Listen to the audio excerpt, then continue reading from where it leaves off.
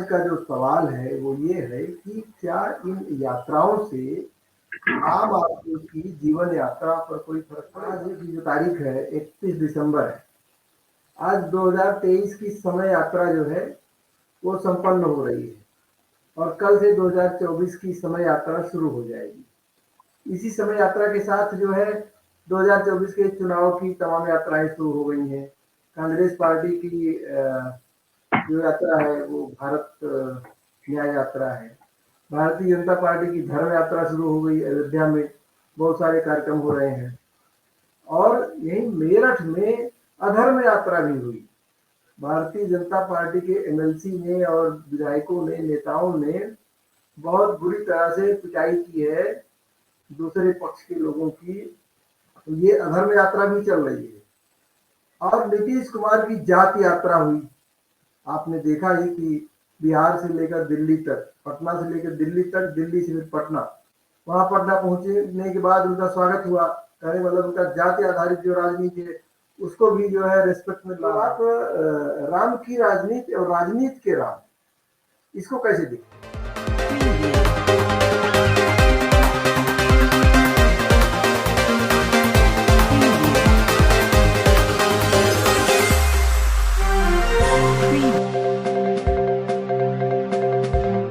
नमस्कार, स्वागत है आपका। आप देखना शुरू कर चुके हैं इन्फोपोस्ट न्यूज। भारत न्याय यात्रा from Manipur to Mumbai with the great experience from the first Bharat Jodo Yatra. This Bharat Nyaya Yatra is going to be also a most historic yatra.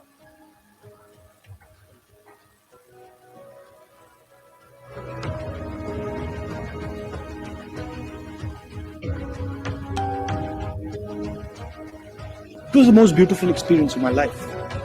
We met what I would first describe as the soul of our country. While we were walking, we had no force. Force was completely on the other side. They had the institutions, they had the media, they had social media, they had everything. And I realized that force and power are two completely different things. It doesn't matter how much force the other person has. You can still have power. And it is determined by how close you are with regards to the truth. You can see these moments of power versus truth in history. My leader, Mahatma Gandhi, fought the entire British Empire.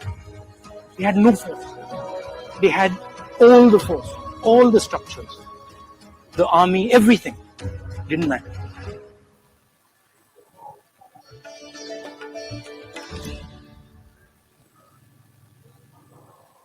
ये भव्य तस्वीरें लोकार्पण की।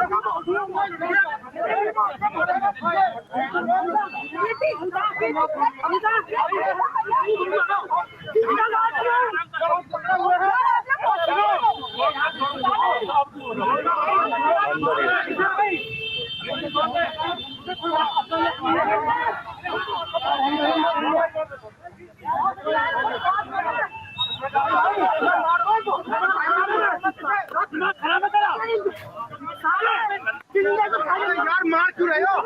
मारो भाई सब तेरे बाप को नहीं यार तुम पागल हो गए।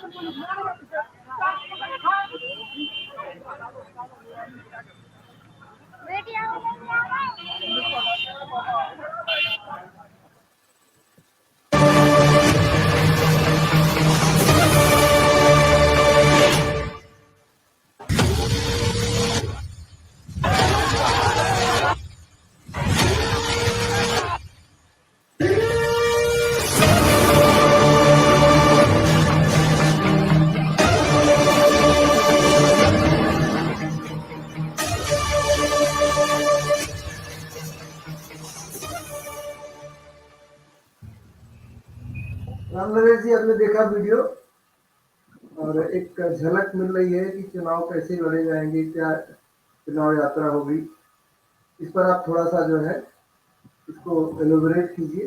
चाहे वो यात्राएं निकाली जाती हो, चाहे वो चुनाव की तैयारी की जाती हो, चाहे अभी देश में मुख्य मुद्दा है राम मंदिर का, पटल पर अभी सबों का ध्यान उस ओर है कि राम मंदिर का उद्घाटन होने जा रहा है, भगवान मंदिर में विराजमान होंगे। किसी भी कार्य को करने के लिए जब हम चलते हैं तो उसमें सबसे पहले मेरा उद्देश्य क्या है, इसका स्थान, और उसमें देखना होता है कि जिस कार्य को हम करने के लिए चले हैं तो उसका उद्देश्य मेरे मन में कुछ और है और हम दिखाना कुछ और चाहते हैं। उस स्थिति में दोनों में समन्वय बनाना थोड़ा सा कठिन हो जाता है कि जैसा हम दिखाना चाहते हैं वैसा दिख रहा है या नहीं, या वैसा दिख रहा है जैसा मेरे मन में भाव है। देखने वाले के ऊपर भी निर्भर करता है। तो अभी की जो वर्तमान स्थिति है उसमें सबसे बड़ा दुर्भाग्य यही है कि हम जो भी करना चाहते हैं उसमें करना कुछ और चाहते हैं और दिखाना कुछ और चाहते हैं, और यहीं जाके संतुलन बिगड़ जाता है। अब अभी देखिए कि देश में सबसे बड़ा मुद्दा जो सामने दिख रहा है वो है राम मंदिर का। भाजपा अपने हिसाब से पूरे देश का ध्यान या विदेश का ध्यान राम मंदिर की ओर खींचना चाह रहे हैं। अब इसमें जो विपक्षी दल हैं वो समन्वय नहीं बना पा रहे हैं कि उनको क्या करना चाहिए। अगर 24 के चुनाव में उनको सत्ता हासिल करनी है या मजबूती के साथ विपक्ष में बैठना है तो अभी देश का मन और मिजाज क्या चल रहा है उस हिसाब से उन्हें क्या करना चाहिए कि नहीं समझ पा रहे हैं। अभी दुनिया का ध्यान अयोध्या के तरफ है, दुनिया के कई देशों का ध्यान अयोध्या के तरफ है, और हमारे विपक्षी दल जो हैं वो आज भी इसमें ढूंढ रहे हैं, कोई ना कोई दूसरी स्थिति ढूंढ रहे हैं, कहीं सिद्ध करने की ढूंढ रहे हैं। तो देश के मन और मिजाज को चलना पड़ता है, देश के मन और मिजाज को समझना पड़ता है। अभी अब अयोध्या को लेकर के जो मुख्य रूप से केंद्र में अभी अयोध्या है कि 22 जनवरी को वहां प्राण प्रतिष्ठा होना है, भगवान विराजमान होंगे, सबों का ध्यान उस ओर केंद्रित होना चाहिए कि राम सबके हैं और सनातन धर्म किसी धर्म से विद्वेष नहीं करता। ऐसा सनातन के किसी भी पुस्तक में आप सिद्ध नहीं कर सकते कि सनातन धर्म को किसी धर्म के प्रति कोई गलत सोच हो या कोई विद्रोह की भावना हो, कोई पूर्वाग्रह हो, ऐसा नहीं दिखता है। राम के चरित्र का अवलोकन करने के बाद ये पता चलता है कि राम अपने लिए उन्होंने कभी जिंदगी नहीं की। कल सुबह उनको राजगद्दी मिलनी थी और आज उनको वनवास मिला और उन्होंने सहस्र स्वीकार किया। जी थोड़ा सा हम लोग आगे बढ़ते हैं, आगे बढ़ के देखिए कि आज प्रथम रात्रि है, राजकुमार है, अयोध्या के राजकुमार है जिन्होंने जिंदगी में सब सुख को भोगा है, आज प्रथम रात्रि है उनके वनवास का। भगवान श्री राम और वैदेही जी जमीन पर सोए हुए हैं, निषाद राज उनके मित्र जो उनको छोड़ने आए हैं थोड़ी दूरी पर बैठे हुए हैं, और दूसरी तरफ लक्ष्मण जी वीरासन में धनुष बाण लेकर बैठे हुए हैं। भगवान सोए हुए हैं, गहरी निद्रा में सोए हुए हैं, और निषाद राज इस स्थिति को देखकर, इस कल्पना को समझकर कि इतने अच्छे राजकुमार हैं, इतने सुख सुविधा को इन्होंने जिंदगी में भोगा है, जिन्हें राजगद्दी मिलनी थी उन्हें वनवास मिल गया और आज जमीन पर सोए हुए हैं। रामचरितमानस की एक पंक्ति है, वहां निषाद राज की जो स्थिति है कि भय ही विषाद निषाद ही भारी, राम सिए भूमि शयन निहारी। लक्ष्मण जी इस स्थिति को देख रहे हैं और वहां से लक्ष्मण जी निषाद राज को संकेत करते हैं। इस स्थिति को देख करके चिंतित हो रहे हो और केकई और दशरथ जी के ऊपर तो लांछन लगा रहे हो कि उन्होंने इनको देश निकाला करके वनवास नाजायज किया। लक्ष्मण जी यहां समझाने का प्रयास करते हैं कि निषाद राज काहू न केहू सुख दुख कर दाता, निज कृत कर्म भोग सुनु भराता। इनके कर्मों का फल है, जिसको ये समझ रहे हैं, इसलिए जमीन पर भी इनको निद्रा आ गई है और ये सोए हुए हैं। और चूंकि कर्म का भाव आपको पता नहीं है कि कर्मों का प्रतिफल आदमी को भोगना पड़ता है, इसलिए आप दशरथ और केकई के ऊपर इसका कलंक लगा रहे हो। तो रामायण में आप राम के चरित्र में देखिए, रामायण में शुरू से लेकर अंत तक देखिए, जहां भी देखिएगा, किसी भी पात्र को देखिएगा, तो सब पात्रों में आदर्श है। और वहीं दूसरी ओर अगर आप रामायण और महाभारत की तुलना करेंगे, तो महाभारत के जितने भी पात्र हैं सभी यथार्थ हैं। तो रामायण एक आदर्श ग्रंथ है। अब महाभारत की तुलना अगर रामायण से करते हैं तो वहां दिखता है कि द्रौपदी के जैसी सुंदर स्त्री, भले ही स्वयंवर में पांडवों ने उसे जीत लिया है, अपनी व्यवस्था बना ली है, उनसे शादी कर ली है, लेकिन वो मुझे चाहिए। और रामायण का भाव देखिए कि राम राज्य का है, भरत को मिल गया तो राम को उसके लिए कोई कष्ट नहीं है, चलो भरत ही इसका भोगता होगा, हमें कोई परेशानी नहीं है। भरत जी कहते हैं कि राज्य जब राम का था तो मेरे लिए क्यों छोड़ दिया गया, चित्रकूट चले गए उनको मनाने। तो रामायण, राम का चरित्र और रामायण की स्थिति आज देश को समझने की आवश्यकता है, और सबसे ज्यादा राजनीतिज्ञों को समझने की आवश्यकता है कि रामायण का चरित्र अगर देखें, राम का चरित्र देखें और रामायण में प्रत्येक जो पात्र हैं उनकी चरित्र के व्याख्या को देखें, तो जिंदगी जीना उन्हें आ जाएगा। और हमारे जिंदगी का कोई भी आसान उस रास्ते पर चलते हुए, हमारे जिंदगी का कोई भी जो कठिन रास्ता होगा वो रास्ता सुगम हो जाएगा। इसलिए अभी वर्तमान परिप्रेक्ष्य में रामायण और रामचरित्र मानस की ओर लोगों का ध्यान जाना अधिक आवश्यक। जी राम नरेश जी, गोस्वामी तुलसीदास जी ने लिखा भी है कि भूप सोई नीति जो करई। लेकिन आज के संदर्भ में हम देख रहे हैं, एक तो राम की राजनीति है। राम की राजनीति को अगर समझना हो तो आज हमारी क्या है, बहुमत की राजनीति है। संख्या बल के पीछे लोग पड़े रहते हैं, लेकिन हमेशा संख्या बल उचित नहीं होता है। संख्या बल पर अगर राम चढ़े होते तो पूरी अयोध्या, उनके बड़े बड़े वरिष्ठ गुरुजन सब उनको मनाने पहुंचे थे कि वो अयोध्या लौट जाए। मतलब बहुमत इस पक्ष में था कि वो अयोध्या लौट जाए। लेकिन नीति क्या कहती थी? नीति ये कहती थी कि रावण को मारना है, बन जाना है, सीता का हरण होना है। तो नीति ये कह रही थी। तो राम जी भले अपनी शिष्टता दिखाए सभी लोगों के साथ, लेकिन उन्होंने क्या किया? उन्होंने नीति का पालन किया, उन्होंने नीति को अपनाया। तो ऐसा कहा जाता है कि हमेशा जनता जो है, हमेशा बहुमत सही नहीं होता है, राजा की नीति जो है सही होती है। तो ये तो हुई राम की राजनीति। लेकिन आज एक नया चल गया, राजनीति के राम पैदा कर दिए गए। राम से सबको, किसी को भी दिक्कत नहीं है। राम का चरित्र जो है सबके लिए अनुकरणीय है। लेकिन ये जो राजनीति के राम पेश किए जा रहे हैं, इसे आप कहाँ तक उचित समझते हैं? क्या राम का इस्तेमाल राजनीति में होना चाहिए? क्या मतलब जो चीज हमारे व्यक्तिगत डिस्कशन का विषय है, जो हमारे घर का विषय है, जो हमारे पूजा पाठ का विषय है, उसके बल पे क्या राजनीति करके और उसी के बल पे जो है मतलब की जानी चाहिए? तो आप राम की राजनीति और राजनीति के राम, इसको कैसे देखते हैं?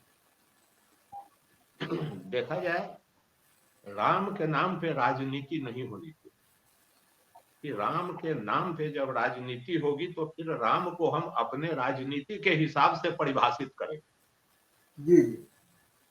लेकिन राजनीतिज्ञों को अभी आवश्यकता है कि राम के चरित्र को अपने चरित्र में धारण करें और उनके जितने भी मातहत हैं उनको प्रेरणा दें कि वो राम के चरित्र को राजनीति में धारण करने का प्रयास करें कि राम किस रास्ते पर चल पाए।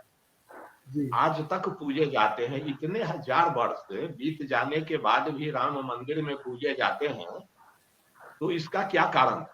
सिर्फ अपने चरित्र को लेकर पूजे जाते हैं कि उन्होंने कहीं भी भेदभाव नहीं की। देखा जाए प्रसंग में, तो जब विभीषण उनसे मिलने आते हैं एक एक चरित्र आदर्श है रामायण का। विभीषण जब उनसे मिलने आते हैं, जब राम रावण युद्ध की संभावना बिल्कुल दहलीज पर थी, उस समय युद्ध संभावित था, 1-2 दिन की बात थी, जब विभीषण जी वहां मिलने आए तो उनका सदाचार देखिए, परिचय किस तरह का होता है। बड़े कुल से थे, मुनिकुलस्थ के कुल से आते थे, उन्होंने अपने कुल का परिचय नहीं दिया। सीधी सीधी कितनी ईमानदारी है राजनीतिज्ञों के लिए, जब आपने पूछी है तो मैं बता रहा हूं कि ईमानदारी, कर्तव्य निष्ठा, राम का जो कर्तव्य निष्ठा था, या रामायण के जो सारे पात्र हैं, एक एक पात्र के कर्म निष्ठा को देखा जाए, नीति के निष्ठा को देखा जाए, धर्म के निष्ठा को देखा जाए, तो विभीषण जी जो अपना परिचय वहां भगवान राम के सामने दे रहे हैं, तो अपने कुल पुलस्त मुनि से जोड़कर उनको नहीं बता रहे हैं।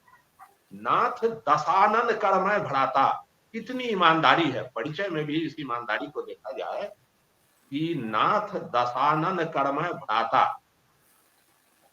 मैं उस रावण का भाई हूं भगवान, जी जिस रावण ने आपकी पत्नी का अपहरण किया, मैं उस रावण का भाई हूं। कितनी ईमानदारी है परिचय। आज जी इस ईमानदारी की आवश्यकता है, न कि राम की ओट में छिप के राजनीति करने की आवश्यकता है। जी आज राजनीतिज्ञों में वो चरित्र होना चाहिए जो चरित्र रामचरितमानस में प्रत्येक जो भी पात्र है उनका चरित्र जो दर्शाया गया। रावण का चरित्र देख लिया जाए, भगवती जगदम्बा वैदेही जी को अगर लेकर के आया तो एक अच्छे व्यवस्था में उनको रखा, उतने दिनों तक रखा। मान लिया कि कहा जाता है कि रावण छू नहीं सकता था, लेकिन रावण के अलावे बहुत सारे निशाचर थे, लेकिन किसी ने भी वहां मर्यादा की उल्लंघन की। विभीषण जी के बच्ची, विभीषण जी की बेटी थी तिरजटा, जिसको उनके सेवा में प्रमुख वही थी जिसको लगाया गया था। जी कितनी मर्यादा थी। अपहरण की भी मर्यादा देख लिया जाए कि अगर उस समय का रावण अपहरण किया तो वैदेही जी को कितनी मर्यादा में रखा। उनके सेवा में जिन नारियों को लगाया गया उसको लीड कर रही थी विभीषण जी की पुत्री, क्योंकि उसमें विभीषण जी का गुण था। कितना ख्याल रखा जाता। तो एक एक पात्र रामायण का देखा जाए तो उसमें कितना बुद्धि, विवेक और न्याय, दर्शन सब कुछ उसमें मिल जाता है। तो राजनीतिज्ञों के लिए अभी एक चीज मैं आपको इसमें जोड़ना चाहता हूँ कि तुलसीदास जी की रामचरितमानस में मिलता है, हरि मंदिर तह भिन्न बनावा। मतलब लंका में भी भिन्न का मतलब कि जिनका पूजा पाठ रावण करता था उससे अलग राम जी का मंदिर बनाया गया था।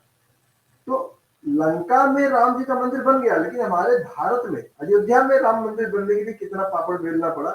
तो कहने मतलब इस माहौल के विरोधियों के मुकाबले तो रावण ठीक था कि विभीषण को मंदिर बनाने दिया, राम मंदिर रावण ने बनाने दिया, जो कि वो विष्णु का विरोधी था, फिर भी उसने राम मंदिर बनाने दिया।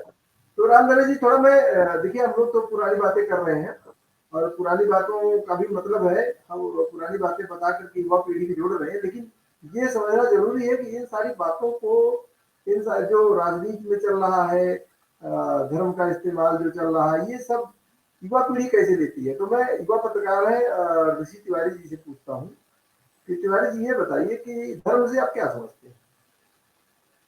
तो धर्म में जो राम नरेश जी ने कहा, आपने कहा, तब वो सतयुग था। आप पढ़ेंगे तो सतयुग था, ये कलयुग है। कहा गया है इसमें ना भाई भाई का होगा, ना बाप बेटे का होगा, ना कहीं है। आप खुद समझदार हैं, इसके हिसाब से आप देख भी रहे हैं कि इधर है, यहाँ पॉलिटिक्स सबसे बड़ी चीज है। वही राजा थे राम जी। अब यहाँ राजा कोई भी बन जाए, जैसे अब पीएम कोई भी बन जाए, पहले का राजा राजा थे, अब पीएम सीएम यहाँ का चीज है, तो वो भी बन जाए, बिन पॉलिटिक्स के नहीं बन सकते। यहाँ जनता भी उनको जिता नहीं सकती बिन पॉलिटिकल। तो सतयुग था, सतयुग में ये देखा जाता था कि सत्यता क्या है, हमारे समाज के लिए क्या कर रहे हैं, ये देखा जाता था। आज के युग में ये नहीं देखा जा रहा है। ये देखा जा रहा है कि कितना है, किसके लिए दे रहे हैं, किसके लिए कर रहे हैं। बस आज का युग है, पैसा दो या किसी का खराब का भी काम भी कर दोगे तो भी नहीं है। जो ईमानदार होगा, सत्यता पे चलता होगा, वो पॉलिटिक्स में आज के युग में नहीं रह सकता।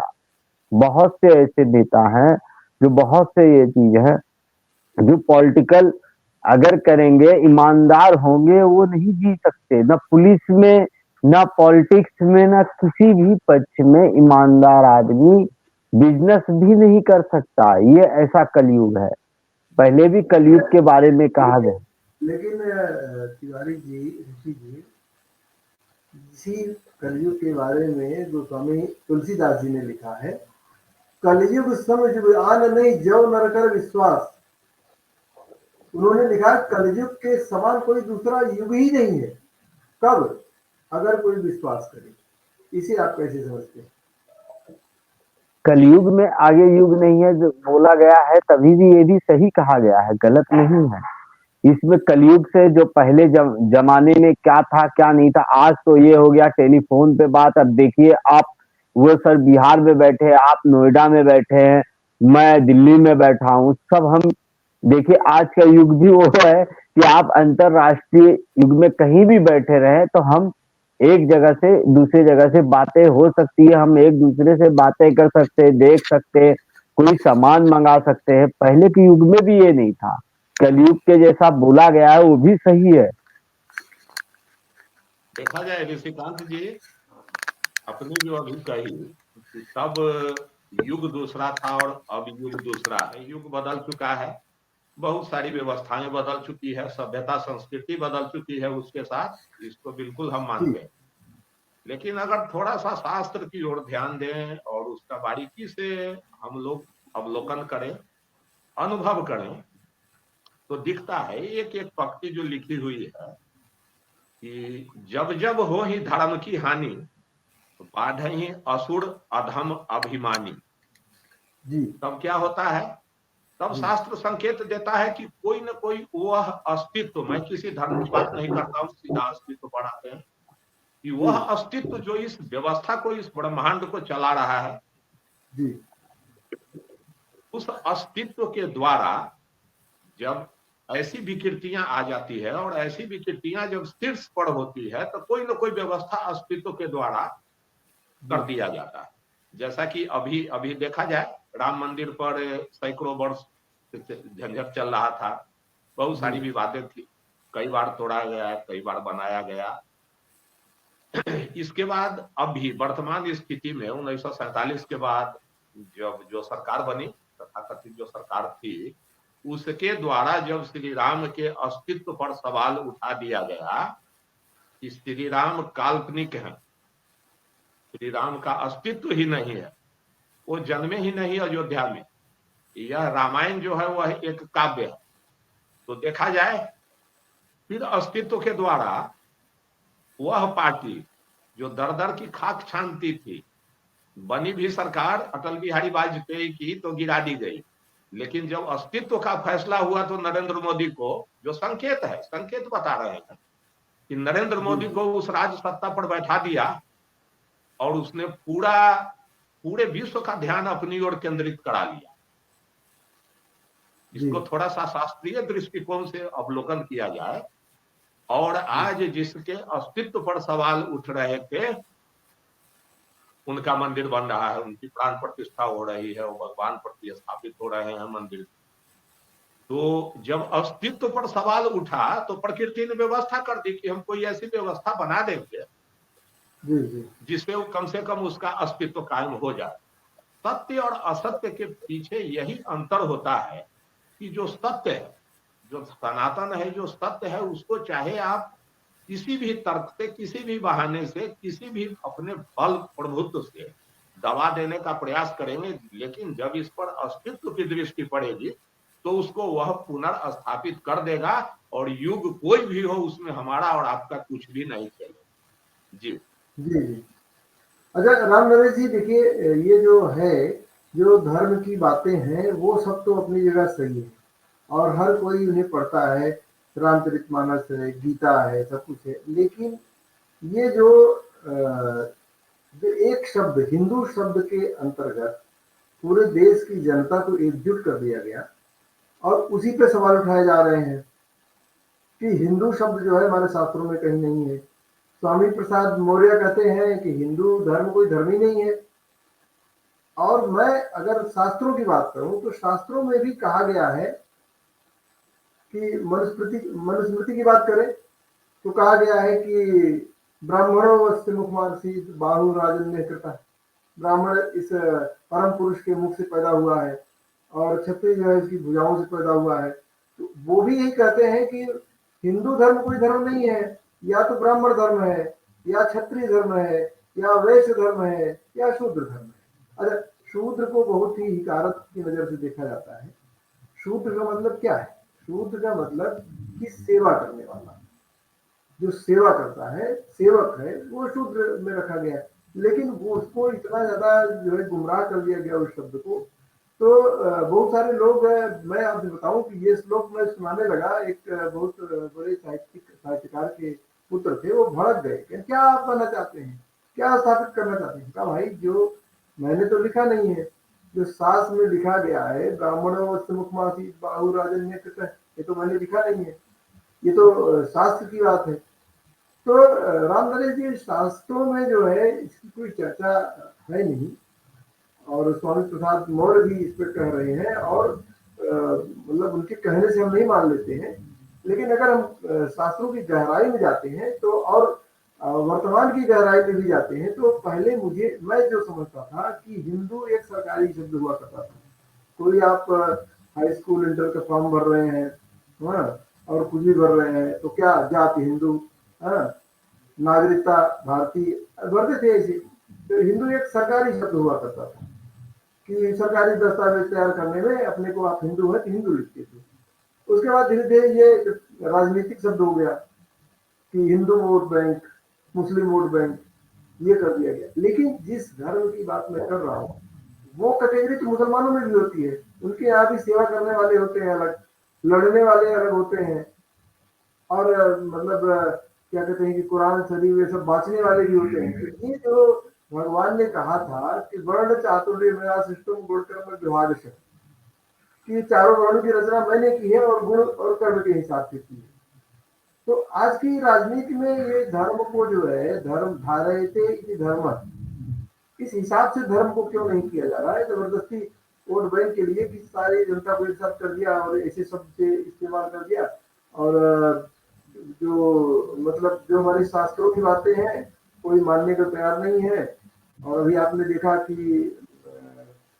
जो तुलसीदास जी का है, परहित सरित धर्म नहीं भाई और पर क्रिया सब नहीं अधमाई। हमारे वीडियो में आप देख रहे थे कि भारतीय जनता पार्टी के ही लोग जो है ना वो पिटाई कर रहे हैं, अगले पीड़ित कर रहे हैं, नियम कानून कहीं रह नहीं गया है। तो कैसे माना जाए कि ये सब ये धर्म का इस्तेमाल केवल वोट के लिए कर रहे हैं या धर्म का पालन भी करते हैं? क्या आपको लगता है, क्या जो लोग धर्म का इस्तेमाल कर रहे हैं राजनीति में, वो धर्म का भी पालन करते हैं? कितने ऐसे नेता हैं जो धर्म का पालन करते हैं? जी, देखा जाए अभी वर्तमान में जो राजनीति है, वर्तमान में जो राजनीति की स्थिति है, इसमें जो हमें दिख रहा है कि जो भी विकृतियां आ रही है या जो भी परेशानियां खड़ी हो रही है अभी आम आवाम के लिए, उसके लिए राजनीतिज्ञ ही सबसे ज्यादा जवाबदेह है। उनकी ही जिम्मेदारी है इसमें कि राजनीति को जब अपने निजी लाभ के चलते जो दिखने में प्रजातंत्र का स्वरूप लगे, लेकिन उसको चलाया जाए बिल्कुल राजतंत्र की तरह, बस इसी दोनों में समन्वय नहीं बना पा रहे हैं लोग। अपने निजी लाभ के चलते राजनीति में आते हैं, जबकि राजनीति सेवा का क्षेत्र है। और वो जो शपथ पत्र लगाते हैं उस पर भी लिखा हुआ रहता है कि भाई सेवा करते हैं, हमारा कोई दूसरा कार्य नहीं है अधिकांशतः। लेकिन उनके पीछे जो छिपी हुई मानसिकता है वो तो अपने निजी लाभ की मानसिकता है। आज निजी लाभ को लेकर ही, अब जैसे गठबंधन बना, सब लोगों की इच्छा है कि हम प्रधानमंत्री बने। उसके बाद जो थोड़ा कमजोर पड़ते होंगे उनकी इच्छा होगी कि हम गृह मंत्री बने। उससे जो थोड़ा कमजोर पड़ते होंगे वो चाहते होंगे हमको रेल का मंत्रालय मिल जाए। आखिर इसका कारण क्या है भाई? जब सेवा के क्षेत्र में आप आए हो और सेवा करना ही आपका मुख्य उद्देश्य है और राजनीति सेवा का क्षेत्र है, फिर अपने मन मिजाज को लगा के इसमें सेवा की भावना से आप पब्लिक के बीच आओ। अगर पब्लिक आदेश देती है, चुन के आते हो, तो सेवा में लग जाओ।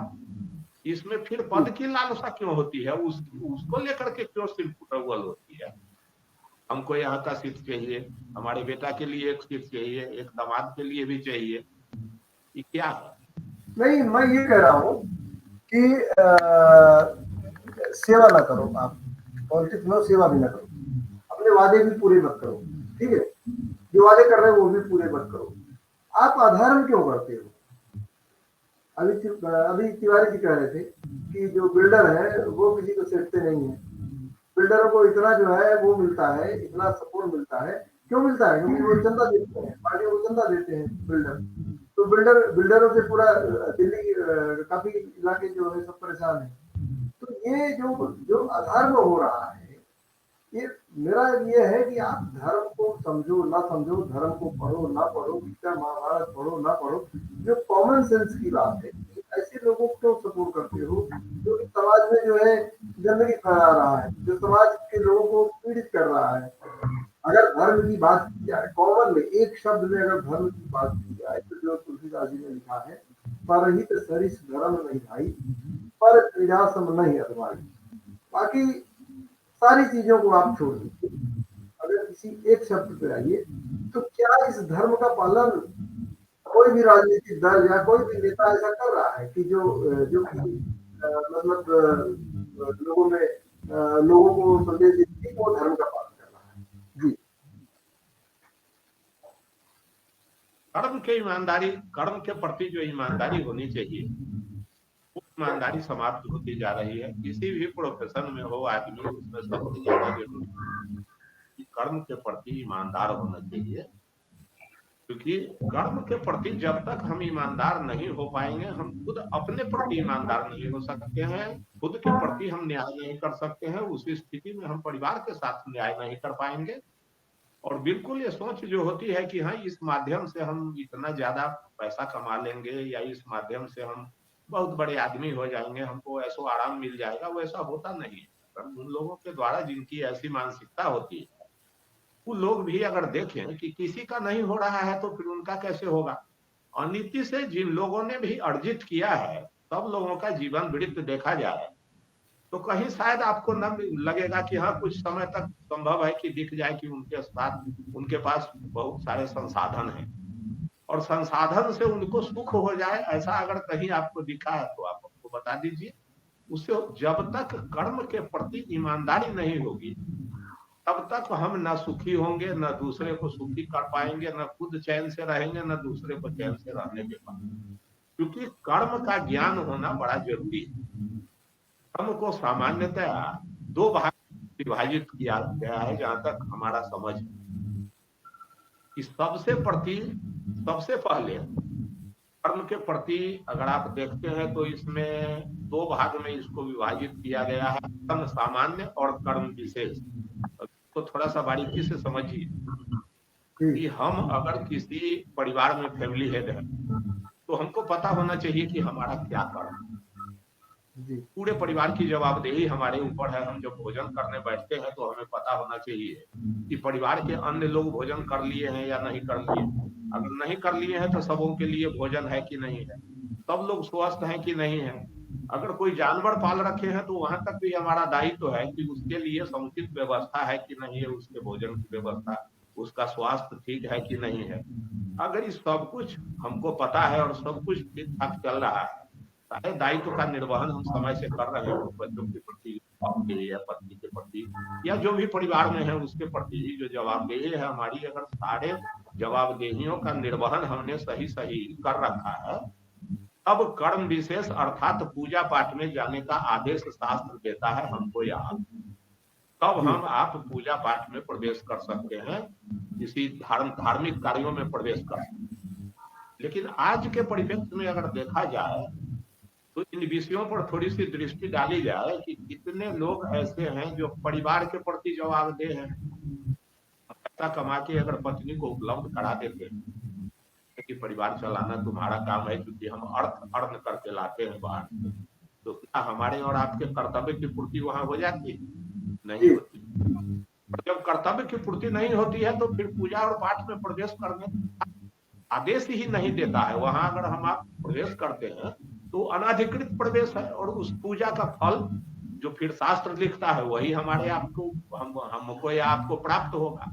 तो कर्म को समझना और कर्म के प्रति अपनी जवाबदेही को समझना, चाहे वो परिवार के क्षेत्र में हम आप हैं, या समाज के क्षेत्र में हो, या राजनीति के क्षेत्र में हो, या किसी भी क्षेत्र में, हमें सबसे पहले कर्म की जानकारी होनी चाहिए और कर्म के प्रति हमारी ईमानदारी होनी चाहिए। तभी हमारा अपना कल्याण होगा और तभी हम राष्ट्र का कल्याण। अच्छा, नहीं, आपने जो कर्म की बात की, कर्म की बात अपनी जगह सही है। मेरा जो सवाल था वो ये था कि हमें हिंदू के नाम पर एकजुट किया जाता है। हमें बताया जाता है कि आप हिंदू हो, आप एकजुट हो जाओ। हिंदुओं एकजुट होकर क्या करो? भारतीय जनता पार्टी को वोट दो। और कुछ नहीं बताया जाता है। एकजुट होकर क्या करो? सिर्फ एक काम कहा जाता है, हिंदुओं एकजुट हो जाओ। और एकजुट होकर करना क्या है? भारतीय जनता पार्टी को वोट देना, और कोई काम नहीं। ये नहीं कहा जाता है। बहुत सारे हिंदुओं की कंपनियां है, फैक्ट्रियां है, उनको ये नहीं कहा जाता हिंदू मालिकों एकजुट हो जाओ, हिंदू कर्मचारियों को। मैं मुसलमान को साइड में कर देता हूँ, ठीक है, मुसलमान इस देश के लिए सबसे ये कहते हैं, मुसलमानों की हम बात ही नहीं करते, हिंदू की बात करते। तो ये नहीं कहा जाता कि सभी हिंदू मालिकों एकजुट हो जाओ। और तुम ये कर सकते हो, तुम्हारे यहाँ जो काम कर रहे हैं उनके घर में ठीक से भोजन मिल रहा है कि नहीं, उनको सुख सुविधाएं मिल रही हैं, इसलिए सरकार भी कहीं नहीं आती। अब समाज की बात कर रहे हैं, और मैं बहुत दूर नहीं, मैं जिस अखबार में मैंने काम किया उस अखबार की बात कर रहा हूँ कि वो अखबार अपने सभी हिंदू कर्मचारियों को जो वेज बोर्ड है इसका लाभ देने से बचने के लिए इतने खटराट कर रहा है, इतने खटराट कर रहा है कि वो कोर्ट में फंसा रहा है। कोर्ट मतलब कि हालत यह है कि जज नहीं है कोर्ट। तो मतलब है कि अपने ही हिंदू साथियों का हक मारने के लिए इसी समाज का एक हिंदू वर्ग जो सक्षम है, जो व्यवस्था ला सकता है, वो जो है वो सारे अतिक्रमण कर रहा है। तो कैसे हिंदू एकता है? तो यही माना जाएगा कि हिंदू शब्द का नाम इसलिए दिया था कि सभी एक जुट जाओ और भारतीय जनता पार्टी को वोट दे दो, भारतीय जनता पार्टी खत्म हो जाए। और सरकार भी कोई जिम्मेदारी नहीं है।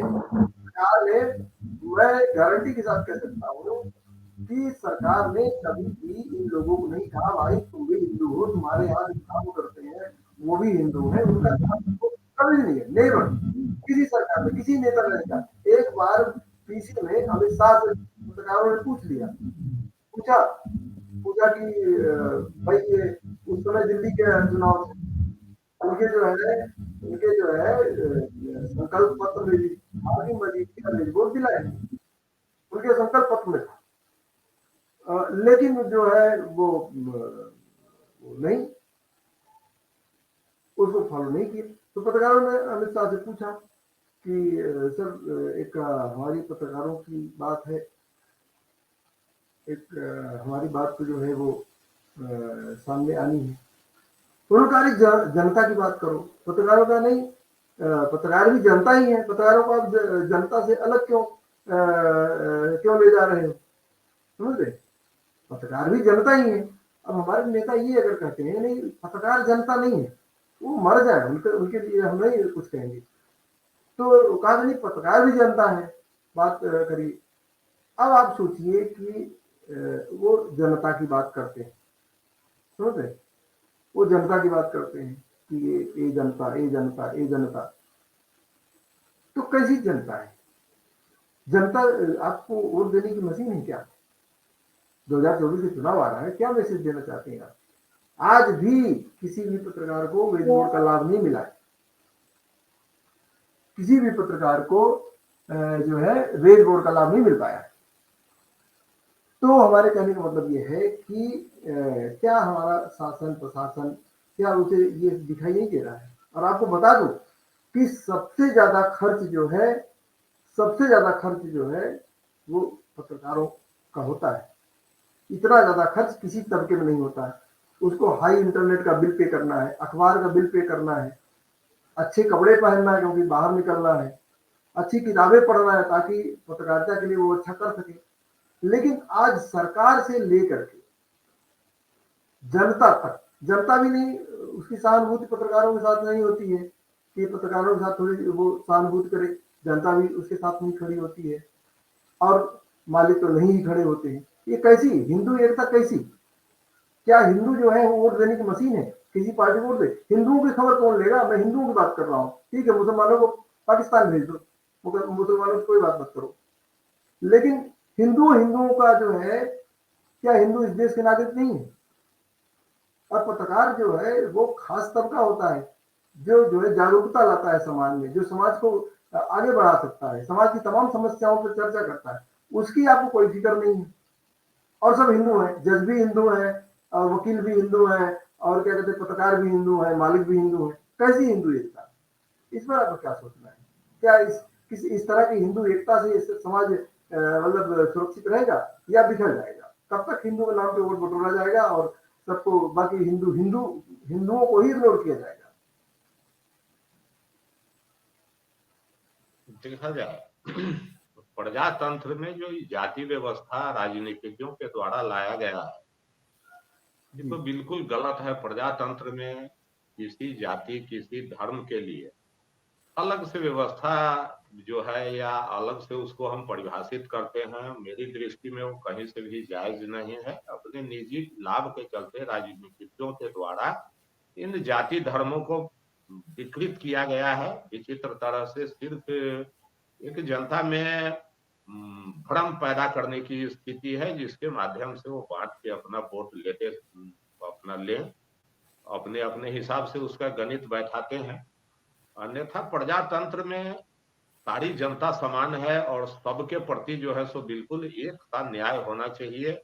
धर्म को लेकर के ही अगर समझा जाए तो वर्तमान परिप्रेक्ष्य में जो स्थिति बनी हुई है उसके लिए राजनीतिज्ञ या राजनीतिक पार्टियां ही जिम्मेदार है। धर्म कोई भी धर्म हो, किसी भी धर्म को हम बुरा नहीं कहते हैं या बुरा नहीं मानते हैं, ऐसी मेरी समझ नहीं है। सारे धर्म अच्छे हैं, कहीं न कहीं उसमें अच्छाई रही है जब उसे लोगों ने स्वीकार किया है। और बारीकी से अगर अध्ययन किया जाएगा तो मूलतः अगर धर्म में जो वर्तमान स्थिति में विकृति लोगों के द्वारा पैदा की गई है, अगर उसको हटा दिया जाए तो लगभग सब धर्म एक जैसा दिखता है। एक पुस्तक मैंने पढ़ी थी विवेकानंद के जन्म के शायद 100वें वर्ष पर उसको लिखा गया होगा, क्योंकि उसका नाम ही है जन्म शती संस्करण विवेकानंद। उसमें विवेकानंद के विषय में या उन्होंने जो संवाद किया है वो सारे संवादों का संग्रह, बहुत मोटी पुस्तक, उसमें हमको पढ़ने के लिए, उसमें हम देखे थे, उसमें पढ़ने को मिला था कि उन्होंने जब धर्म की समीक्षा की है तो इस्लाम धर्म को सनातन धर्म से करीब पाया, कि सनातन के सबसे करीब इस्लाम धर्म। तो आखिर उतने बड़े विद्वान थे, उनको समानता कहीं ना कहीं दिखी होगी। और आज जो धर्म की स्थिति है तो उसमें जो इतने विवाद पैदा हो रहे हैं तो कहीं ना कहीं उसमें हम लोगों के द्वारा उस धर्म में विकृति पैदा की गई है। किसी भी धर्म को जब राजनीति के लिए इस्तेमाल किया जाएगा या निजी लाभ के लिए इस्तेमाल किया जाएगा तो उसको हम अपनी तरह से उसको परिभाषित करेंगे और लोगों को समझाएंगे कि हाँ इसका ये सब, इस शब्द का ये अर्थ बनता है, जैसे अभी स्वामी प्रसाद मौर्य कर रहे हैं। किसी भी धर्म शास्त्र को परिभाषित करना आचार्यों के बूते की बात होती है। हम अपने सामान्य ज्ञान के बूते धर्म में जो शब्द है उसका बिल्कुल जो मुनासिब जो उसका उस शब्द का जो अर्थ होगा, शायद उस अर्थ को हम नहीं समझ पाए। उसके लिए नहीं, जो अधिकृत लोग मैंने इसीलिए धर्म के बहुत बारीक शब्दों की तरफ मैं नहीं जाना चाह रहा, बहुत बारीक चीजों को नहीं, बस केवल 2 शब्द हैं जिस धर्म की बात मैं कर रहा हूं कि परहित सरिस धर्म नहीं भाई, पर पीड़ा सम नहीं अजमाई। परहित का क्या हो रहा है? परहित करने के लिए कोई तैयार नहीं है। मैं मानता हूं ठीक है, इतना पॉजिटिव मत होइए, लेकिन पर पीड़ा तो मत करिए। हमारे वीडियो में ही चल रहा है, बीजेपी के ही नेता जो है वो मार रहे हैं किसी को। क्या पुलिस व्यवस्था नहीं है हमारे देश में? क्या कानून व्यवस्था नहीं है? मान लीजिए अगर अगले की कोई गलती रही होगी तो उसकी तो व्यवस्था है ना।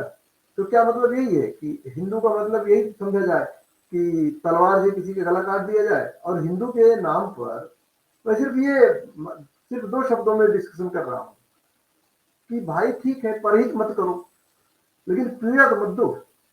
लेकिन एक हिंदू दूसरे हिंदू का शोषण कर रहा है, एक हिंदू दूसरे हिंदू की काट कर रहा है। तो क्या हिंदू एकता की जो बात की जा रही है, तो क्या केवल हिंदू एकता की बात सिर्फ वोट देने के लिए है, या कि हिंदू एक दूसरे हिंदू का ख्याल रखें, एक हिंदू एक दूसरे हिंदू का मतलब वो करे? क्या ये कौन समाज में इसको ठीक करेगा? क्या उसके लिए कोई दूसरा विवेकानंद या कोई दूसरा अवतार लेगा? या ये शिक्षा का जगत है, पढ़ाई लिखाई की जगत है, तकनीक का जगत है? क्या समाज खुद सीखेगा कि नहीं ये हमें करना चाहिए? समाज को कौन जगाएगा? देखा जाए इसका मुख्य कारण है, आज आदमी विधर्म को धर्म समझ के बैठा। जी हिंदी का वह शब्द विधर्म जी जो दिखता है बिल्कुल धर्म के जैसा, जी लेकिन वह धर्म का सबसे बड़ा बाधक है विधर्म। जी मान लीजिए कि अयोध्या में भगवान राम प्रतिस्थापित होने वाले हैं, तो उस अभियान में हम और आप चले तो देखने वाला तो कहेगा कि श्रीकांत जी और ये राम नरेश बहुत धार्मिक व्यक्ति है, अयोध्या जा रहा है, और अयोध्या जाने के क्रम में अनावश्यक लोगों को हम पीड़ा पहुंचा रहे हैं। जी वो तो विधर्म है, दिख रहा है कि अयोध्या जा रहे हैं, लेकिन इनकी मानसिकता अयोध्या की नहीं है। इनकी मानसिकता कुंठित है, इनके व्यवहार में धर्म नहीं दिख रहा है, इनके आचरण में धर्म नहीं दिख रहा है।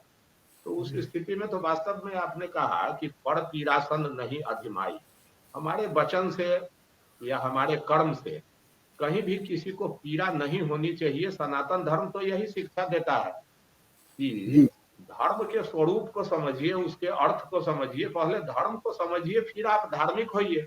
आदमी पहले बिना धर्म को समझे आदमी धार्मिक हो रहे हैं, और वही धर्म समझ के विधर्म को धारण कर ले रहे हैं, जिसको लेकर के उनको खुद भी परेशानी होती है, अन्य लोगों को भी परेशानी होती है, और उसका कोई लाभ भी उनको नहीं मिलता है।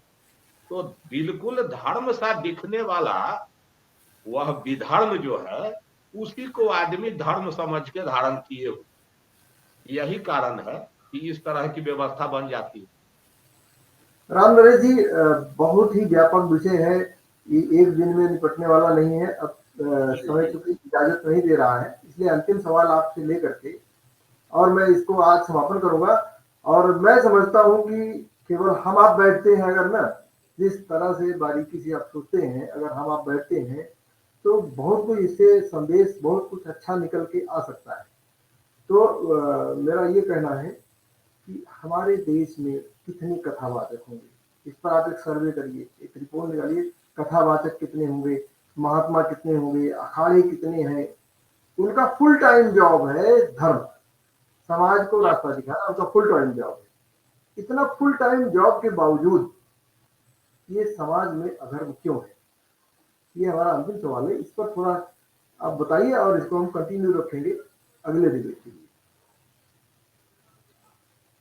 देखा जाए, सैकड़ों वर्ष तक जो इस देश पर लगातार आक्रमण होता रहा, कई तरह के विदेशी आए, अपना धर्म थोपने का प्रयास किए, संस्कृति का ह्रास हुआ, धीरे धीरे उसमें जो मान्यताएं थी उस स्थिति में धीरे धीरे वो सामाजिक मान्यताएं घटने लगी और लोगों में विकृतियां आने लगी।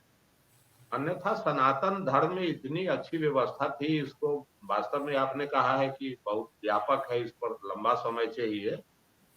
तो जितने भी मठ मंदिर बनाए हुए थे उन सब की अपनी अपनी कार्यशैली थी, और अलग अलग तरह से समाज के संरचना को कैसे व्यवस्थित करके रखा जाए इसकी जवाबदेही थी। कर्म क्या है, अकर्म क्या है, कुकर्म क्या है, इसको परिभाषित किया जाए, समाज में इसको लोगों के बीच रखा जाए, जिससे आदमी कर्म के प्रति सचेत रहे।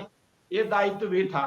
सामूहिक रूप से जमीन जायदाद या धन देकर के मठ मंदिर बनाया जाता था, उसमें समाज को चलाने की क्षमता थी कि अगर समाज में कोई विपन्न है, बच्ची की शादी नहीं कर पा रहा है, तो उसके लिए मठ मंदिर से धन मिला करता था।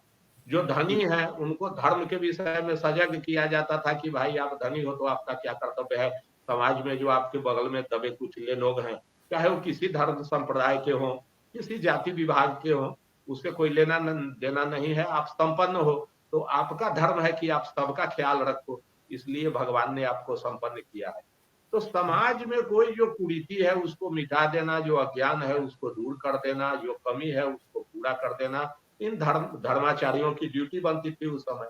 अब फिर इसका व्यापक स्वरूप दिखता था। अब जैसे चारों जगह जो आपको ये कुंभ का आयोजन होता है, कुंभ मेले का चारों क्षेत्र में, तो कुंभ मेले में फिर सभी धर्म के शंकराचार्य वहां रहते थे। तो वहां जो जो लोग जाते थे 12 वर्षों पर लगता था, तो 12 वर्ष में जो विकृति आई है इस धर्म में, फिर उसको वहां मंच से वो बताते थे, उसमें लोग सजग हो जाते थे कि हाँ इतना दिन में हम लोग फलाना फलाना जो चरित्र में हमने धारण किया है धर्म का हिस्सा नहीं है, ये कुकर्म है या अधर्म है, इसको हम छोड़ देते हैं। तो धर्म के लिए और समाज को सुदृढ़ रूप से चलाने के लिए इन मठ मंदिरों की आवश्यकता हुई थी। कहीं न कहीं इतने वर्षों के झंझावात को झेलने के बाद उन मठ मंदिरों का भी जो कर्तव्य है उससे धर्माचार्य भी थोड़ा सा इधर उधर हो गए हैं।